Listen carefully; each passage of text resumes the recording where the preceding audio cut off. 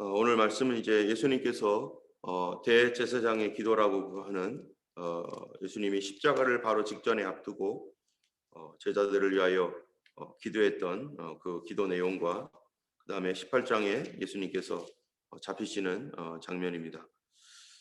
우리는 지금 13장부터 예수님께서 성만찬을 하시고 거기에서 있었던 모든 가르침의 내용들을 하나씩 하나씩 지금 다 보고 있습니다.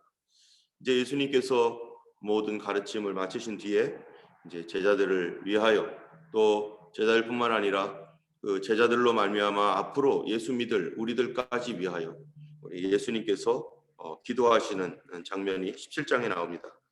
1절부터 6절까지는 아버지와 아들이 함께 창세전에 있었던 영화로서 영화롭게 해달라고 하는 그런 영화에 관한 기도이고요.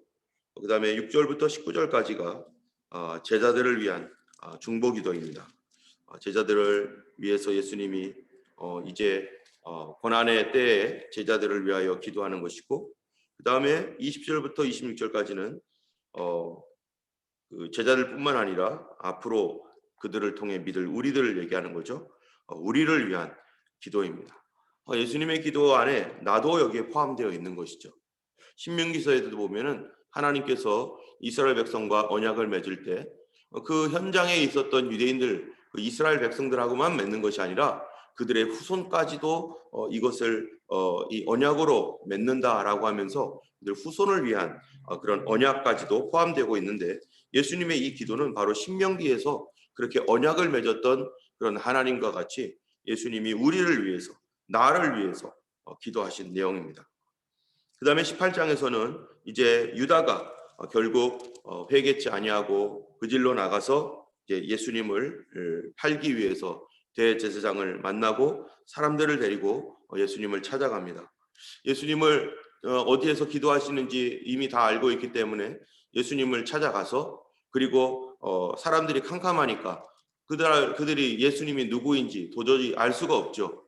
자기들이 예수님을 슥 지나가면서 봤을 수는 있겠지만 군병들이 그럴 시간은 없었을 것이고, 누군가가 이분이다라고 알려주지 않는 한 그들은 알 수가 없습니다. 이에 유다가 그 일을 하는 그 예수님을 알려주는 일을 하는 것이죠. 그런데 이때에도 예수님께서 한 번 더 회개할 수 있는 그런 그 기회를 슬쩍 주셨어요. 유다가 누군가를 이제 이분이 예수님이다라고 말하기 전에 예수님께서 너희가 누구를 찾고 있느냐라고 말할 때 이 사람들이 그 말을 할 때 사람들이 갑자기 다 쓰러지게 됩니다. 그럴 때라도 유다가 그 순간에 아니야 하고서 돌이켜서 도망가거나 거기서 포기를 했더라면은 끝까지 참 이 유다가 그렇게 회개했다면 좋았을 텐데, 근데 유다는 예수님의 그 능력, 그냥 말 한마디로 사람들이 다 쓰러지는 그런 일들을 보면서도 유다는 돌이키지 않았습니다. 그러므로 유다는 누구 편에 있는 겁니까? 이제 예수님을 죽이는 사람들 편에서 끝까지 그 편에서 예수께로 돌아오지 않고 거기에 있었습니다. 그랬을 때 예수님께서 하시는 말씀이 17장 12절에 보면은 이런 말씀을 해요. 내가 그들과 함께 있을 때 내게 주신 아버지의 이름으로 그들을 보전하고 지켰나이다. 그 중에 하나도 멸망하지 않고 다만 멸망의 자식뿐이오니 이는 성경을 응하게 함이니이다. 하나님께서 주신 자들, 주님께서 그들을 보존하고 지키기 위해서 베드로가 3번 부인하는 여기 장면이 나오지만 3번 부인할 때도 주님께서 다른 성경에 보면은 내가 너를 위하여 기도하노라, 너의 믿음이 떨어지지 않기를 위해서 기도했다. 특별히 너는 돌이킨 후에 제자들을, 내 형제들을 굳게 하라 하면서 예수님께서 이렇게 이 베드로를 격려하고 너가 넘어질 것이지만 다시 일어나야 돼. 너 분명히 넘어질 거야. 그러나 낙심하지 말고 너 반드시 일어나야 돼 하면서 주님이 베드로를 그렇게 미리 얘기해 주셔서 그때 일어날 수 있는 힘과 용기를 얻을 수 있도록 주님이 그렇게 도와주셨어요. 그런데 이 유다에게도 예수님께서 지속적으로 계속해서 기회를 주시고 기회를 주시는데요. 유다는 결국 성경에 뭐라고 하냐면은 멸망의 자식이다. 여러분, 멸망의 자식이 이미 결정된 겁니까? 오랫동안 신학계에서는요, 하나님께서 사람들을 어떻게 예정이라고 하는 말로 어떻게 하셨는가라는 거에 대해서 고민을 많이 했어요. 과연 처음부터 하나님께서 멸망받을 자와 또 멸망받지 않을 구원받을 자를 처음부터 분류를 하셨는가? 그래서 어떤 사람은 어떻게 해서든지 멸망을 받고 어떤 사람은 무슨 일을 해든지 결국에는 구원을 받고 이렇게 되는 것인가? 여기에 대해서 우리가 인생에 대한 비밀이고 구원에 대한 것들이 비밀이기 때문에 이 정확하게 우리가 다 말할 수가 없어요. 왜냐하면은 이 감리교 같은 경우에는 만인 구원설입니다. 하나님께서 그리스도를 붙들고자 하는 모든 사람들을 구원하신다. 예수님께서 예수님의 구원을 모든 사람에게 주시지만 그 구원이 모든 사람에게 열려 있는데 누구냐? 믿는 사람에게 열려 있다. 그래서 이 누구든지 예수를 믿으면 구원받는다라는 말씀이 있잖아요. 그래서 그 믿음으로 구원받는다라고 하는 것은 우리가 다 동의하는데 그 믿음으로 구원받는 그 믿음이 우리 인간이 하나님 앞에 간절히 나가서 누구든지 주님을 붙들 때 구원받는다라고 이렇게 말하는 것이죠. 또 한편에서는 장로교에서는요, 아니다. 하나님께서 구원받을 자를 미리 예정하셨다. 그래서 그들이 구원받는 것이고 예수님의 그 십자가의 그 은혜가 만일 믿지 아니하는 자들에게까지 그 하나님께서 예정하신 그 모든 사람들이라면 예수님의 십자가의 그 엄청난 그 은혜는 실패하는 것이다. 왜냐하면은 그 중에 안 믿는 사람들은 끝장나는 거니까. 그냥 그대로 끝나는 거니까. 그러므로 하나님께서 이들에 대하여 구원받는 사람들을 주님이 이미 예정하셨다. 라고 하는 어떤 이러한 그 이성적인 논리를 가지고 우리가 이렇게 생각할 수 있습니다. 또 그 칼바르타라고 하는 신정통주의라고 하는 거기에서는 하나님은 예수 안에서 모든 사람을 구원하기로 예정하셨다. 이렇게 말하죠. 그거는 뭐냐면은 이 감리교에 있는 것과 장로교에 있는 것을 서로 섞은 거예요.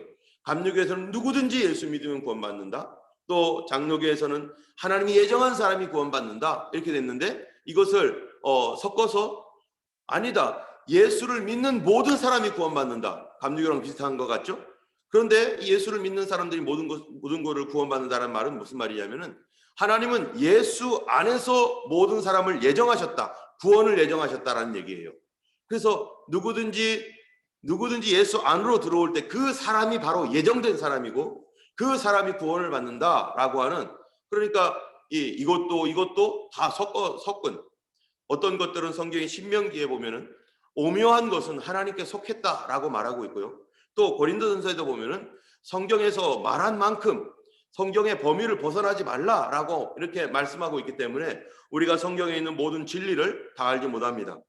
때문에 어떤 부분들은 우리가 주님께서 우리에게 다 알려주지 않은 어떤 인생의 비밀이 있고 구원의 비밀이 있구나 라고 하는 것에서 우리가 거기서 이제 더 이상 우리 이성으로 넘어갈 수 없는 부분들은 하나님께 그냥 맡겨놔야 돼요.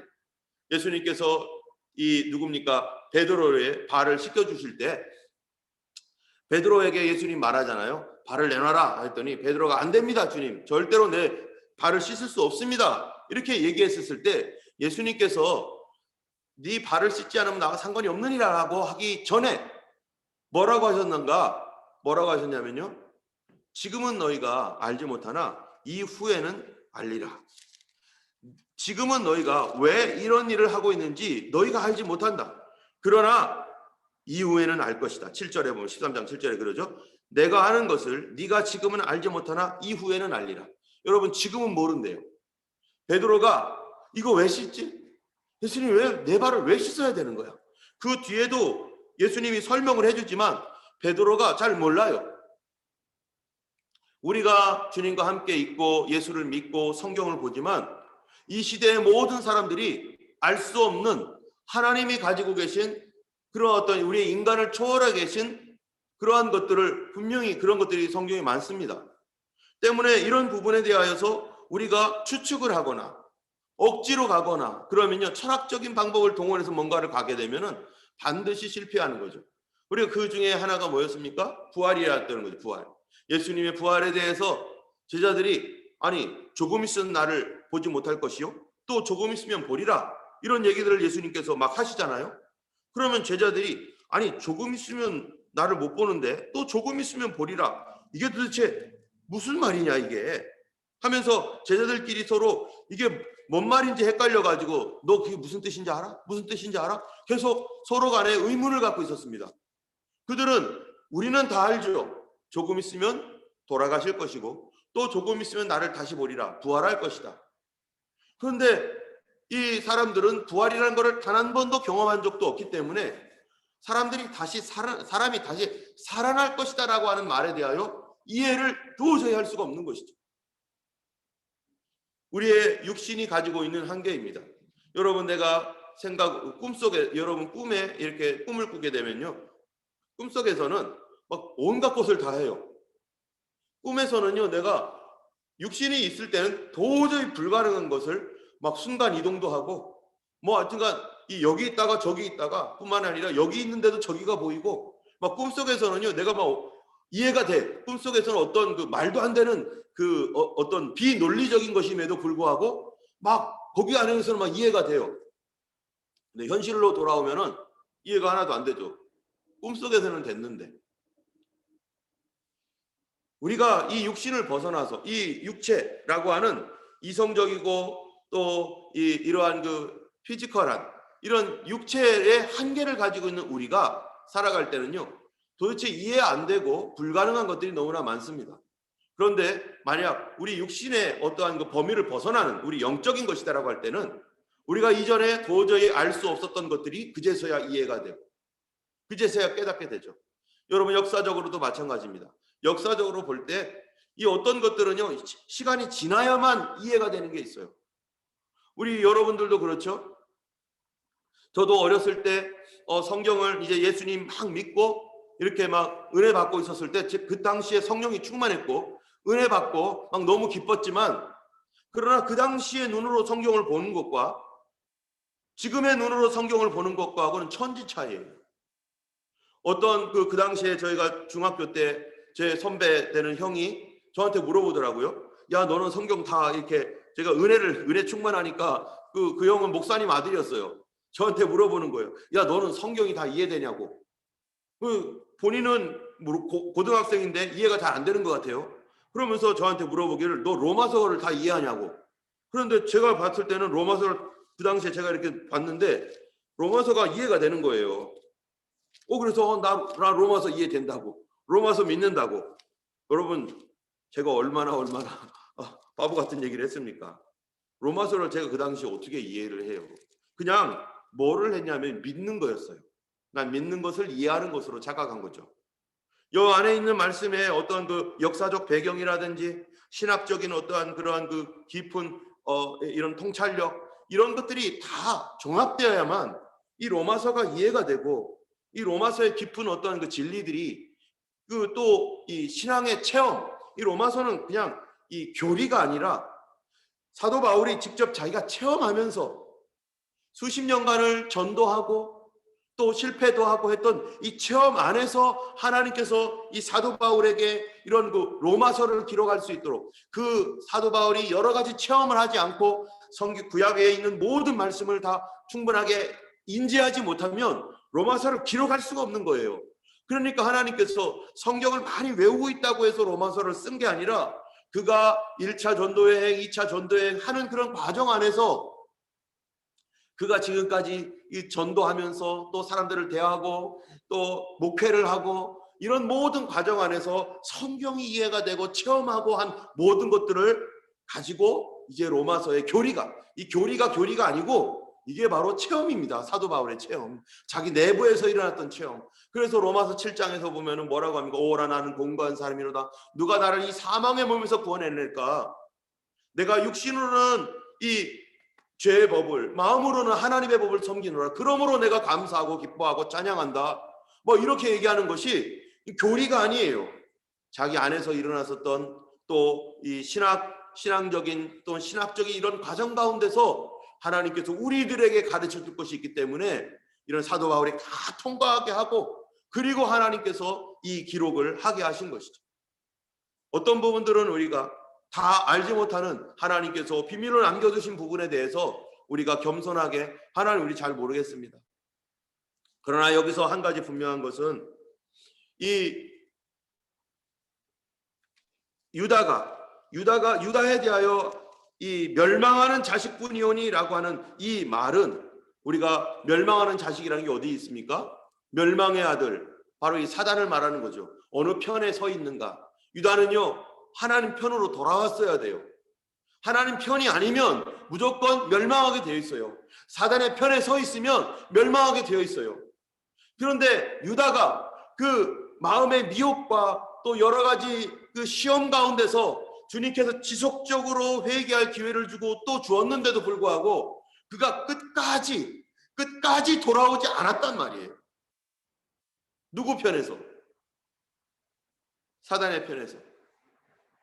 마귀의 편에 서서 돌아오지 않았을 때 사단의 편에 속해 있는, 사단에게 속해 있는 자가 어떻게 된다는 거예요? 멸망받는다는 것이죠.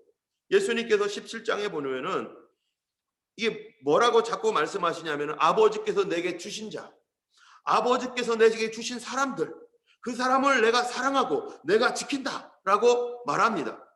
우리 6절에 보면, 17장 6절에 보면, 세상 중에서 내게 주신 사람들에게 내가 아버지의 이름을 나타내었나이다. 그들은 아버지의 것이었는데 내게 주셨으며 그들은 아버지의 말씀을 지키었나이다.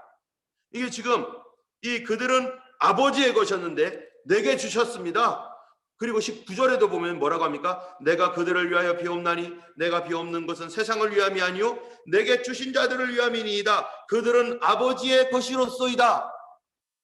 지금 아버지의 것이라는 거예요. 아버지의 것이 다 누구 거라는 거예요. 그런데요, 10절에 보면 내 것은 다 아버지의 것이요 아버지 것은 다 내 것이온데, 지금 아버지께서 나에게 주신 사람이 있는데 그 사람은 다 아버지의 것입니다. 아버지 것이 내 것이고 내 것이 아버지 것이라는 거예요.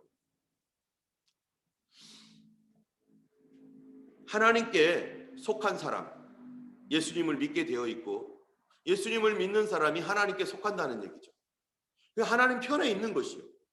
그런데 그 반대편, 사단의 편에 있는 사람들, 하나님에 속하지 않은 자들 어떻게 한다는 거예요? 주님께서 지금 하나님께 아직 속하지 않은 자들 가운데, 그들 가운데 멸망받는 사람들이 있기 때문에 주님이 오셔서 그들까지도 하나님께로 이끌고 주께로 오기 위하여 계속해서 주님 편으로 이끌어가고 있는 그런 과정 가운데 주님이 십자가를 지신 것이고, 이 십자가를 지는 데 있어서 여전히 어디에 있으면요, 마귀 편에 서 있으면, 하나님께 속하지 않은 그런 다른 사이드 편에 속해 있으면 그게 바로 멸망의 자식이라는 거죠. 때문에 우리는 여기에서요, 한 가지 중요한 것은 뭐냐면은 아버지께 속한 자들이 다 나에게 속했다. 언제 어떤 사람들이 아버지께 속해 있습니까? 바로 유대인들이 자기들 스스로도 우리는 하나님의 것이다, 나는 하나님의 백성이다, 하나님의 백성이라고 하는 말 자체가 소유격이 있잖아요. 그래서 하나님의 것이다라는 거예요. 그런데 예수님께서 지금 다시 말하는 거예요. 엊그제도 우리가 어제도 나는 참 포도나무요 라고 말한 것처럼 그 이전에는, 그 예수님 오시기 이전에는 누가 포도나무였냐면은 이스라엘이 포도나무였습니다. 이스라엘이 포도나무였기 때문에 그들이 그 포도나무로서 그 이스라엘에 속해야 구원을 받았어요. 그렇게 인지를 하고 있는 거죠. 그런데 그거는 하나의 그림자였을 뿐이고 진짜 포도나무는 예수님이다. 그러므로 예수께 붙어있지 않으면, 예수님께 붙어있지 않으면 누구든지 밖에 버리고 말라져서 그가 하는 어떤 위대한 일일지라도 어떻게 된다는 거예요? 아무런 의미가 없다는 거예요. 이 세상에 수많은 문명이 있고 이런 모든 것들이 있습니다. 그러나 이런 모든 문명들이 있을지라도 그리스도 안에서 하지 아니했던 모든 것들은요, 결국 성경에 보면 요한계시록이 어떻게 되는 겁니까? 다 무너지고 마는 것입니다. 우리의 이런 엄청난 컴퓨터 사이언스라든지 AI라고도 하는지 우리가 볼 때 정말 깜짝 놀랄 만한 엄청난 그런 일들, 우주를 향하여서 로켓을 발사하고 하는 모든 이런 일들이 하나님 앞에서 그런 것이 아무것도 아니라는 거예요. 더 중요한 게 뭐라는 겁니까? 한 영혼의 구원이라는 겁니다. 문명의 발달보다도 한 영혼의 구원이, 그거를 위하여 예수님이 기꺼이 피 흘리시고 이 땅에 있는 모든 것들은 주님이 오실 때 다시 바뀌어지는 거죠. 새 하늘과 새 땅으로. 예수님께서 아버지께로부터 받은 그 사랑, 그전에는 유대교가 아버지의 것이었는데 유대인들이 하나님을 믿는 그 믿음이 그들을 하나님의 백성이라고 했는데 이제 주님께서 다시 선포하는 거예요. 아버지 것은 나의 것입니다. 그러면은 이제 나의 것이 되었으면 아버지께서 나에게 주셨어요. 하나님께 줬는데 그들이 믿질 않는 거예요.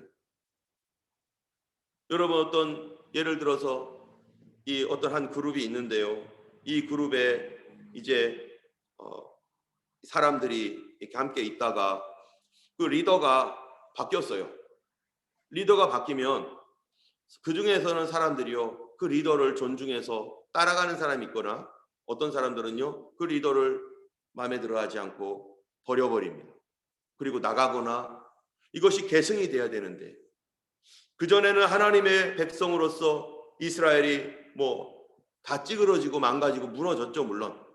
그런 상태에서 이제 예수님께서 이제 그 구원의 그 핵심이 되셔서 주님이 이제 그들을 하나님께로부터 받는 거죠. 여기에 그 당시에 가난한 사람, 헐벗은 사람, 고통받는 사람들이 예수님께 다 속합니다. 그러나 교만한 사람, 하나님 앞에 거절하는 사람, 대제사장과 같이 거짓 시스템 안에 있는 사람들, 이 사람들은 다 거절합니다. 그때가 뭡니까? 바로 심판의 때죠. 새로운 영적 역사가 일어날 때 이제 그 전에 다 찌그러지고 부서지고 깨진, 그렇게 만들었던 그런 모든 사람들이 다 여기로 돌아오는 게 아니라 거기에서 예수 그리스도라고 하는 이 관문, 예수님이라고 하는 문을 통과하여 들어온 자들만 주님의 백성으로서 받아지게 되는 거예요. 우리도 세상에서요, 하나님의 부르심을 받아서 예수라는 문을 통과해서 우리가 누구의 것이 되었습니까? 아버지의 것이 되었습니다. 그런데 예수님께서 이 하나님의 것이라고 하고, 또 예수님 뭐라고 하냐면은 8절에 보면은 나는 아버지께서 내게 주신 말씀을 그들에게 주었사오며 그들은 이것을 받고 내가 아버지로부터 나온 줄을 참으로 아오며 아버지께서 나를 보내신 줄도 믿었사옵나이다.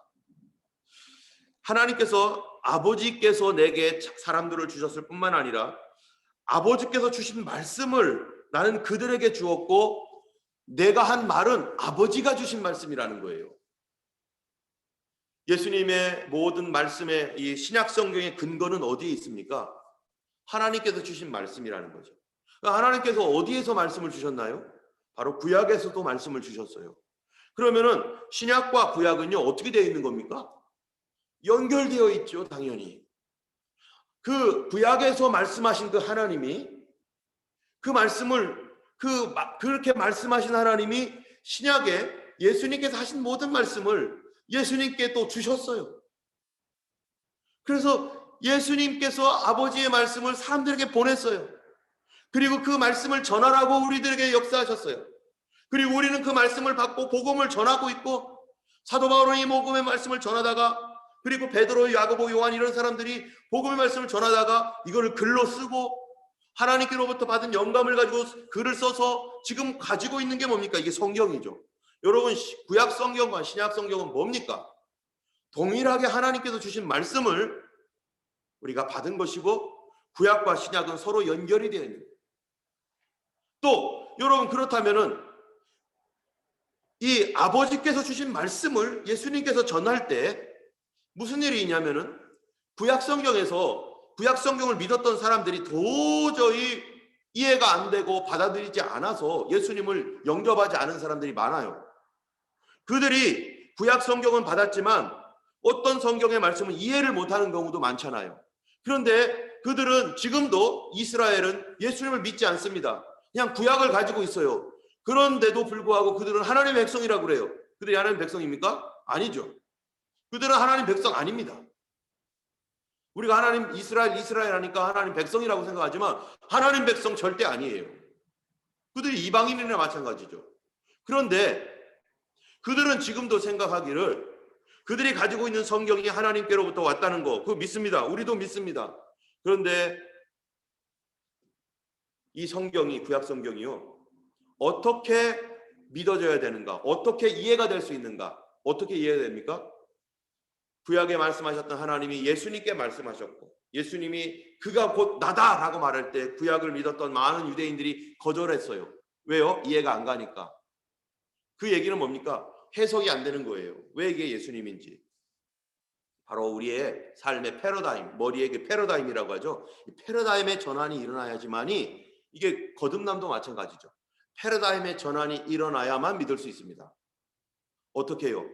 구약을 가지고 신약을 해석하는 게 아니라 신약의 예수님의 말씀을 가지고, 그것도 하나님 주셨으니까, 하나님은 서로 동일하시니까 구약에 지금까지 숨겨져 있는 말씀을 어떻게 하는 거예요? 보는 거죠.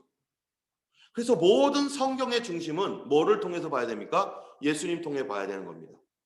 구약에 있는 이해 안 되는 제사라든지 절기라든지 수많은 정결법, 이런 모든 것들, 구약 사람들은 그냥 하는 거였어요. 그냥 하는 거. 그런데 신약에 와서 예수님이 내가 어린 양이고 내가 생명이고 내가 하나님 말씀이고, 그러니까 이게 결국 구약에 있는 모든 것들이 아버지께로부터 예수님이 받은 말씀을 말하고 있는 거기 때문에 그 아버지께서 주셨던 구약의 말씀도 무엇으로 해석이 돼요? 예수님 받은 말씀으로, 신약의 말씀으로 구약이 해석이 되는 거죠. 때문에 모든 것은요, 예수 안에서 해석이 되고 예수 안에서 이해가 되는 거고 예수님을 통과해서 봐야만 되는 것입니다. 우리는요, 그렇기 때문에 여기서 예수님이 또 한 가지 말을 해요.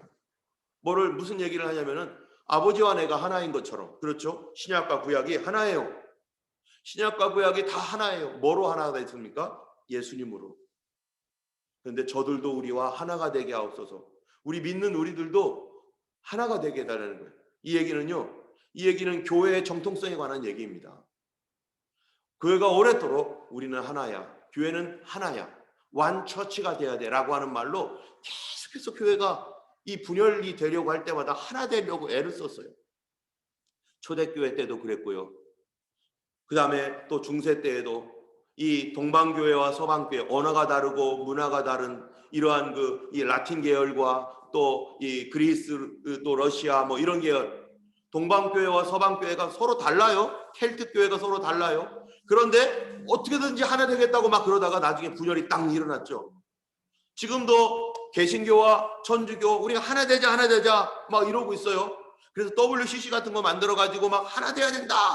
그런데 한번 생각해 보세요. 하나 되는 게 목적입니까? 아니면 아버지와 아들이 하나이듯, 아버지와 아들이 하나이듯 우리도 그 아들 안에서 하나가 돼야 되는 게 목적입니까? 아버지와 아들이 하나로 있는 거기에 우리가 하나가 되는 것이지, 예수 없는 하나됨, 예수를 부정하는 하나됨은 무슨 하나됨입니까? 사단이 하는 거죠. 사단은요, 하나 돼야 된다 해가지고요, 뭐 이거 온갖 잡된 거 다 섞어가지고 그냥 하나 만들겠다는 거예요. 여러분, 그게 하나입니까? 아닙니다. 우리는 예수 안에서 아버지께로부터 오신 예수님, 아버지의 말씀을 다 받으셔서 우리에게 전달하신 예수님, 아버지와 하나가 되신 예수님, 그 예수님과 하나된 교회가 되어야 되지, 예수님 떠나서 하나 되는 모든 일들, 이방 종교나 세속적인 것들이나 이단이나 다 예수님 얘기는 하죠. 그러나 과연 그 예수님이 어떤 예수님인가? 삼위일체로서의 이 오직 유일한 길과 진리요 생명으로서의 그 이외에는 어떠한 구원도 없는 그러한 예수님과 하나 되는 것이 참된 하나됨인 것입니다. 오늘 우리가 기도할 때 참으로 우리 교회가 예수 그리스도 중심으로 하나 된 교회, 성도들마다 다 오면 세상에 여러 가지 생각들과 이런 것들이 있습니다. 그러나 우리가 예수님, 오직 예수, 오직 성경, 오직 주님으로 하나 된 교회, 가정도 예수님으로 하나가 되고 아버지와 아들이 하나이듯이 그렇게 하나 되고, 또 우리의 중심 안에 언제나 그것을 통해서 예수 중심으로 우리가 세상을 바라보며 예수 중심으로 지금 이 코로나 사태를 바라봐야 됩니다. 신약 성경에 나와 있는 이 말씀을 통해서 이 세대를 바라볼 때 이 세대를 주님께서 우리에게 가르쳐 주실 것이고, 우리로 하여금 어떻게 해야 될지 더 자세하게 주님께서 계시하실 줄로 믿습니다. 우리 함께 기도하겠습니다. 걸어가신 하나님 아버지 마지막 시대에 참으로 우리가 살고 있습니다. 아버지 하나님, 베드로에게 예수님께서 지금은 알지 못하나 후에는 알리라 하셨을 때, 주여 하나님, 베드로에게 성령이 조명이 있은 후에야 그것이 무엇인지 알았던 것처럼 이제 주님 우리를 떠나서 하나님 참으로 주님 보좌 우편에 계시지만 성령을 보내주셨사오니 성도들 한 분 한 분에게 아버지 성령으로 가르쳐 주시고 계시하여 주시고 말씀을 깨닫는 마음 주시고 나 개인에게 하나님 오신 주님의 성령을 하나님 분별할 수 있도록 아버지 하나님 깨달을 수 있도록 순종할 수 있도록 오늘도 도와주시옵소서. 우리 교회가 예수 안에서 오직 하나 되며 예수 이외에 다른 것들을 우리가 보지 않게 하시고 오직 예수 믿음으로 예수 편에서는 저희 교회 되게 하여 주옵소서. 오늘 하루도 주님과 동행하는 귀한 하루 되길 간절히 원하옵고 우리 주 예수님 이름으로 기도드렸습니다. 아멘. 하늘에 계신 우리 아버지, 이름이 거룩히 여김을 받으시오며 나라의 임하옵시며 뜻이 하늘에서 이룬 것 같이 땅에서도 이루어지이다. 오늘날 우리에게 일용할 양식을 주옵시고 우리가 우리에게 죄 지은 자를 사하여 준 것 같이 우리 죄를 사하여 주옵시고 우리를 시험에 들게 하지 마옵시고 다만 악에서 구하옵소서. 되게 나라와 권세와 영광이 아버지께 영원히 있사옵나이다. 아멘. 오늘도 귀한 하루, 승리하시는 하루 되기를 예수님의 이름으로 축원합니다. 함께 기도하겠습니다.